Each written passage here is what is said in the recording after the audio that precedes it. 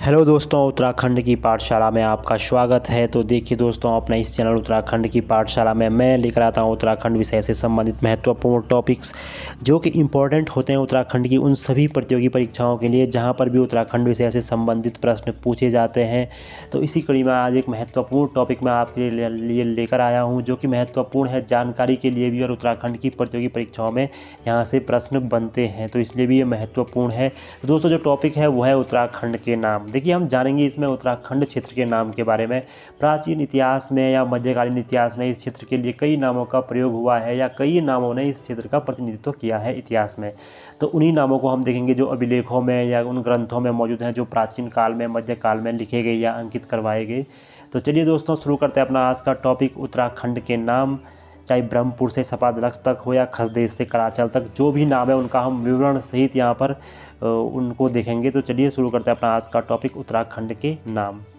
ठीक है, तो दोस्तों, पहला जो नाम हमें मिलता है वो है उत्तराखंड। उत्तराखंड नाम की बात करें तो उत्तराखंड एक महाभारत कालीन नाम है। मतलब इसके जो साक्ष्य हमें मिलते हैं वो महाभारत काल में मिलते हैं। महाभारत काल से ही उसे उत्तराखंड कहा जाता था। इसका कारण एक जो माना गया है महाभारत में वो ये है कि जो राजा विराट थे जो उत्तराखंड के क्षेत्रों पर शासन करते थे, उन्होंने अपनी पुत्री उत्तरा का जो विवाह है वो किया था अभिमन्यु से, है ना। अभिमन्यु से उसका विवाह हुआ था। आप जानते हैं अभिमन्यु जो थे अर्जुन के पुत्र थे अभिमन्यु, और इनके साथ विवाह हुआ था उत्तरा का। और उत्तरा को जो स्त्री धन दिया गया था, जो क्षेत्र स्त्री धन के रूप में दिया गया था, स्त्री धन मतलब दहेज के रूप में जो क्षेत्र दिया गया था वो उत्तराखंड का क्षेत्र था, और इसीलिए इसे उत्तरा का खंड कहा जाता है। मतलब उत्तरा को दिया गया स्त्री धन, तो इसलिए इसका नाम उत्तराखंड है, ऐसा महाभारत के अनुसार है। लेकिन ये भारत के उत्तर में भी स्थित है, हिमालयी क्षेत्र है, तो इसे इसलिए भी इसे उत्तर का खंड कहा गया होगा और उत्तराखंड इसलिए इसका नाम प्रचलित हुआ होगा, ऐसा भी कहा जाता है। ठीक है, अगला जो नाम है वो है ब्रह्मपुर। ठीक है, ब्रह्मपुर की बात करें तो एक प्रसिद्ध नाम है। 4वीं से 7वीं सदी के बीच बहुत प्रचलित रहा है इस क्षेत्र का ये नाम ब्रह्मपुर। हालांकि ब्रह्मपुर एक राजधानी यहाँ पर हुआ करती थी।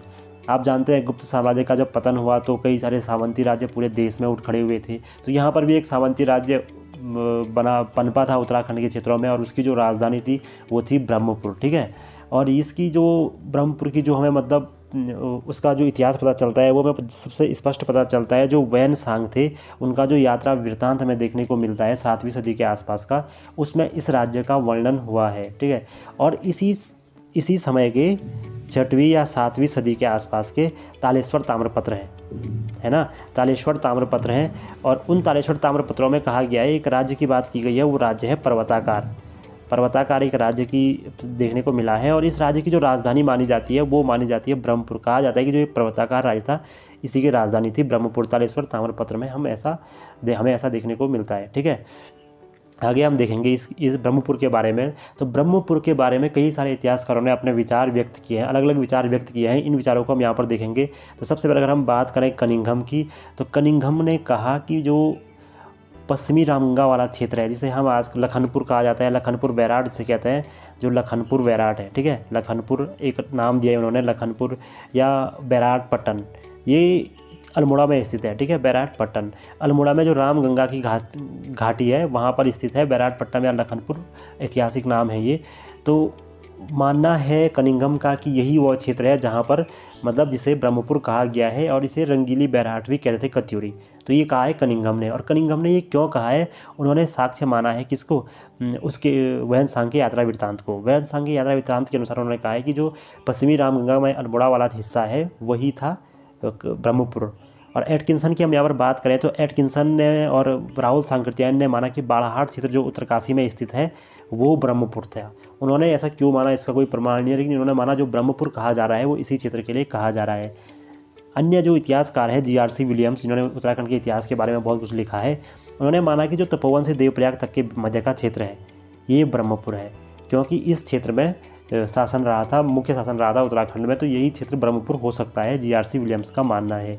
जबकि यशवंत सिंह कठौज की बात करें तो उन्होंने माना कि दूधातोड़ी श्रेणी में जो वीरणेश्वर स्वामी का मंदिर है उसके आसपास का जो क्षेत्र है वो ब्रह्मपुर हुआ करता होगा। ठीक है, लेकिन अगर इन सब का देखें और एक सही तथ्य की तरफ बढ़े तो जो द्वाराहाट वाला हिस्सा है, जो कार्तिकेयपुर साम्राज्य का केंद्र भी रहा, वही क्षेत्र लगता है कि ब्रह्मपुर रहा होगा। हालांकि इससे हमें कोई फ़र्क नहीं पड़ता कि कौन सा क्षेत्र ब्रह्मपुर था, क्योंकि बहुत सारे क्षेत्रों पर डाउट है, लेकिन ब्रह्मपुर एक सशक्त राज्य इस क्षेत्र का था, ये प्रमाण सिद्ध होता है। इन बातों से ये सिद्ध हो जाता है कि एक सशक्त राज्य यहाँ पर था। ठीक है, अगला हम देखेंगे आगे। तो देखिए, अगर वैनसांग के विवरण की हम बात करें, वैनसांग ने इस क्षेत्र का जो विवरण किया है उसके बारे में हम बात करेंगे। तो वैनसांग ने ब्रह्मपुर के लिए जिस नाम का प्रयोग किया है वो है क्या, पोलो की मोपू या लो। ठीक है, पोलो की मोपू लो। तो वैनसांग की बात करें तो 634 ईस्वी में, 634 ईस्वी का समय था जब वैनसांग ने मतलब थानेश्वर जो हर्ष की राजधानी हुआ करती थी, तो वहाँ से थानेश्वर से वो आया था मतलब मायापुर की तरफ। ठीक है, मायापुर मतलब हरिद्वार। और उसने बताया कि जब मायापुर वो पहुंचा तो यहाँ से 300 ली, मतलब इसने एक दूरी बताई कि 300 ली या 80 किलोमीटर की दूरी पर एक स्थान है जिसको उसने कहा पोलो की मोपू लो। ठीक है, अर्थात ब्रह्मपुर। उसने कहा जो ये ब्रह्मपुर है ये चारों ओर से पर्वतों से घिरी हुई एक राजधानी है, और इसका जो क्षेत्रफल है वो है मतलब कितना 1065 वर्ग किमी। ठीक है, 1065 वर्ग किमी इसका क्षेत्रफल है, और उसने ऐसा कहा। अब उसने कहा कि जो ये क्षेत्र है यहाँ पर तांबा तथा बिल्लौरी या रॉक क्रिस्टल इसको बोलते हैं, तांबा तथा जो रॉक क्रिस्टल है यहाँ से प्राप्त होता है, या इसकी खाने यहाँ पर है, इसका उत्पादन यहाँ पर होता है। और यहाँ पर 5 बौद्ध मठ भी हैं। तो इस स्थान को ढूंढने में बहुत दिक्कत इतिहासकारों को हुई कि कहाँ पर बौद्ध मठ भी हो सकते थे और कहाँ पर तांबे की खाने हैं। तो कनिंघम ने माना कि जो धनपुर पोखरी वाला क्षेत्र है चमोली में, वही क्या होगा, वही वैनसांग के अनुसार ब्रह्मपुर होगा। ये भी कनिंघम ने माना। या ये जो तांबे और रॉक क्रिस्टल की खानों की बात कर रहा है, ये पोखरी और धनपुर के आसपास हो सकती है, ऐसा कनिंघम ने माना। तो ये वैनसांग का यात्रा वृत्तांत था जिसने ब्रह्मपुर राज्य की जानकारी दी थी, और इसने ये भी कहा था कि इस ब्रह्मपुर राज्य के उत्तर में एक राज्य है जिसका नाम है सुवर्ण गोत्र। ठीक है, इस राज्य का नाम क्या है, सुवर्ण गोत्र। और इस राज्य की विशेषता क्या थी कि ये स्त्री राज्य था, मतलब स्त्रियां ही यहाँ पर शासन करती थी, स्त्रियों का ही अधिकार इस राज्य पर था। तो स्त्री राज्य की बात की थी एक वैनसांग ने, वो था ब्रह्मपुर के उत्तर में। तो ये था ब्रह्मपुर राज्य। ठीक है, अगला जो नाम मिलता है वो है खसदेश। देखिए, खसदेश एक महत्वपूर्ण नाम है उत्तराखंड का, बहुत देखने को मिलता है। खसिया राजाओं का यहाँ पर शासन रहा था, खसिया राजपूत जिन्हें हम कहते हैं। तो देखिए, खस मंडल या खसदेश केदार, अगर इस शब्द का प्रयोग देखें तो सर्वाधिक इस शब्द का प्रयोग हुआ है केदारखंड के लिए, क्योंकि इस क्षेत्र में खसों की प्रभुसत्ता थी, मतलब खस शासन करते थे। खस यहाँ पर बहुत अधिक थे, इस खसों ने यहाँ पर बहुत लंबे समय तक शासन किया था, इसलिए यहाँ इसे खसदेश कहा जाता है। वाराही संहिता कहें या वायु पुराण कहें, जिनमें इसे खसदेश या खसदेश की बात की गई है, खस मंडल की, तो ये हैं वाराही संहिता या वायु पुराण में ऐसा कहा गया है। अगर हम इसके ऐतिहासिक स्रोतों की बात करें, अभिलेखों की बात करें, तो देखिए यशोवर्मन चंदेल का खुजवारो अभिलेख में मिला है, 10वीं सदी का ये है। और इसमें क्या कहा गया है, इसमें कहा गया है कि जो यशोवर्मन चंदेल है उसने खसों की विशाल सेना से युद्ध किया था, हिमालय के खसों की जो विशाल सेना थी उससे युद्ध किया था। और इससे भी पुख्ता जो सबूत है या अभिलेख है वो है सहणपाल का बोधगया अभिलेख। ये सहणपाल के बोधगया अभिलेख है 12वीं सदी का। ठीक है, और इसमें क्या कहा गया है कि मतलब सपादलक्ष का जो राजा है, मतलब सपादलक्ष का जो राजा है वो है अशोकचल, उसने संपूर्ण हिमालय पर अपना अधिकार कर दिया है। या संपूर्ण सपादलक्ष मतलब 1.25 लाख शिखरों वाले इस क्षेत्र पर अधिकार किया था, किसने, एक अशोकचल नाम के राजा ने। और जिसकी पुष्टि हमें मिलती है गोपेश्वर के शिलालेख से। ठीक है, गोपेश्वर का शिलालेख इस बात की पुष्टि करता है। ठीक है, तो ये कहता है खसदेश के बारे में यशोवर्मन चंदेल का शिलालेख या सहणपाल का बोधगया अभिलेख। ठीक है, तो यहाँ से हमें प्रमाण मिलता है कि खसदेश इस क्षेत्र का एक प्रमुख नाम था। ठीक है, आगे बढ़ते हैं। अगर बात करें हम अगले नाम की तो वो है हिमवंत। देखिए, हिमवंत की बात करें तो हिमवंत भी एक महत्वपूर्ण नाम इस क्षेत्र का था। हिमवंत जो देखिए हमें ऋग्वेद में ये नाम देखने को मिला है और अथर्ववेद में मिला है। और ये नाम क्यों प्रचलित था, क्योंकि हिमालय का क्षेत्र है, हिमालय के लिए भी ये नाम देखने को मिला है, और हिमालय के आसपास के क्षेत्र के लिए भी ऐसा नाम देखने को मिला है, हिमवंत। ठीक है, और हिमवंत जो ऋग्वेद और अथर्ववेद के अलावा एक अन्य जगह से मिला है वो है बौद्ध ग्रंथों से, महावंश से मिला है ये। और सांची स्तूप में जो मंजूषा लेख है बौद्धों का, वहाँ पर भी हमें ये नाम देखने को मिला है, हिमवंत। और एक अन्य जो इससे मिलता जुलता है वो है हेमवंत, मतलब इसे हिमवंत मान सकते हैं। ये नाम हमें मिला है कालिदास के रघुवंश से। कालिदास का जो रघुवंश है वहाँ पर इस नाम का प्रयोग हुआ है। तो इससे हमें पता चलता है कि इस क्षेत्र के लिए हिमवंत शब्द का भी अधिक प्रयोग हुआ करता था। ठीक है, आगे देखेंगे। अगला नाम है सपादलक्ष, महत्वपूर्ण नाम है सपादलक्ष। देखिए, टोंस से शारदा के मध्य का जो क्षेत्र है उसे सपादलक्ष कहा गया है।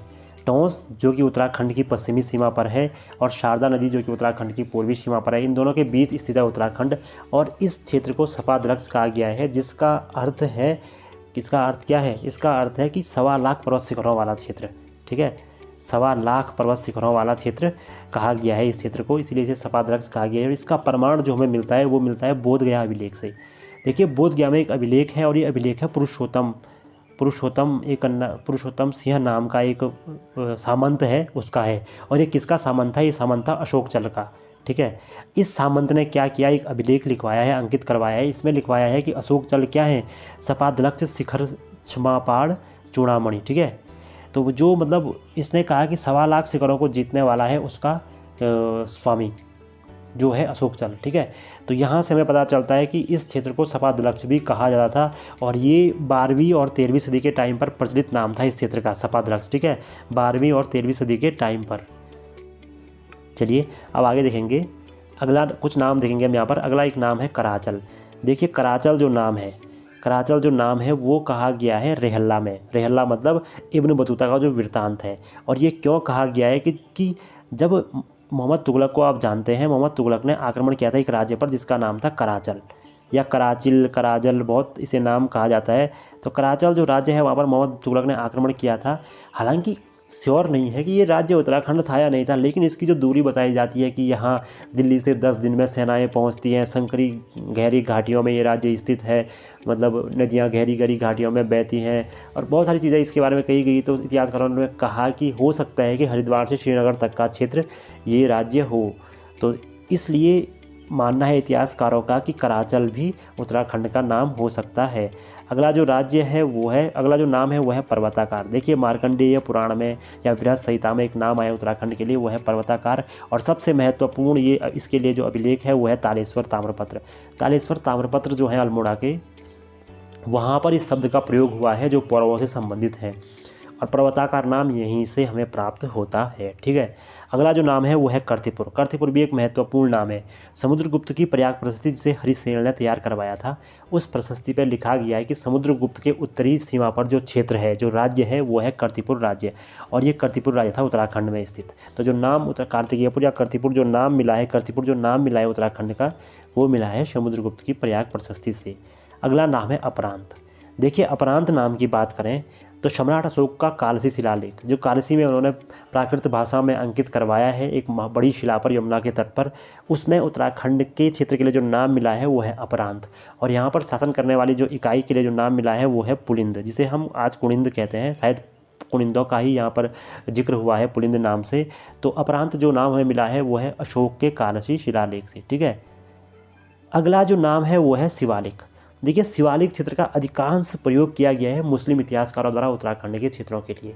उत्तराखंड के क्षेत्रों के लिए उन्होंने बहुत ज़्यादा बार शिवालिक शब्द का प्रयोग किया है और शिखरों का देश भी उन्होंने बहुत बार इसलिए इसे कहा है। ठीक है, अगला जो नाम है वो है गिरियावली।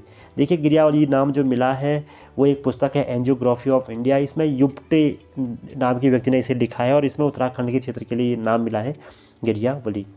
अगले अन्य नाम है देवभूमि, तीर्थभूमि या सप्त सिंधु देश। तो ऋग्वेद में ये नाम मिले हैं उत्तराखंड के लिए, देवभूमि, तीर्थभूमि या सप्त सिंधु देश। ठीक है, ऋग्वेद में।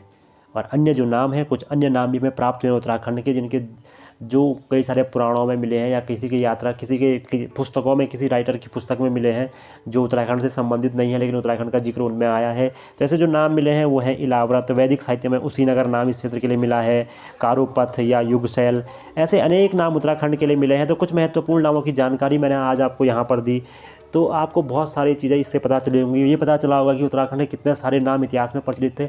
ऐसा नहीं है कि ये नाम सारे उत्तराखंड के लिए इतिहास में प्रचलित थे, मतलब जो आज हमारे पास उत्तराखंड का मैप है ऐसे नहीं है।